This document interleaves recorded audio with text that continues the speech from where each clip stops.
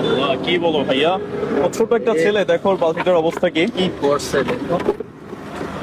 দড়ি কেন, দড়িতে বেঁধেছিল নাকি?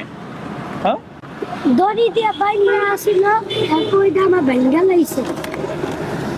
আরে ভাইয়া কি করছে, তোমার বালতিটা পুরাই ভেঙে ফেলেছে, তো কোনো কাজেরই না।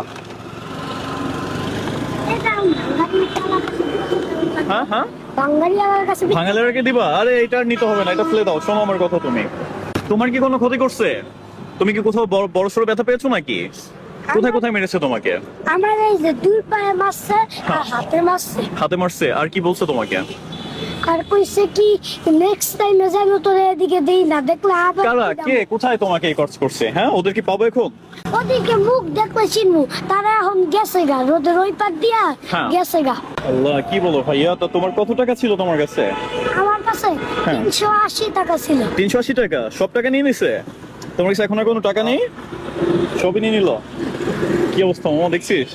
ও ছোট একটা ছেলে, ওকে তো আপনারা সবাই চেনেন। তোমার নাম জানেন কি ভাইয়া? মোহাম্মদ সিয়াম। মোহাম্মদ সিয়াম। সিয়ামকে আমি একটা ঈদের পাঞ্জাবি, তারপর ইত্যাদি ইত্যাদি অনেক কিছু কিনে দিয়েছিলাম। ও হচ্ছে এই বাদাম বিক্রি করে, ছোট একটা ছেলে, ওর বাবা নেই। তোমার বাবা আছে? ওর বাবা নেই, ও বাদাম বিক্রি করে হচ্ছে ওর আম্মুর ওষুধ কিনে ওর ফ্যামিলি চালায়। ওইখানে ও হচ্ছে মাদ্রাসার স্টুডেন্ট।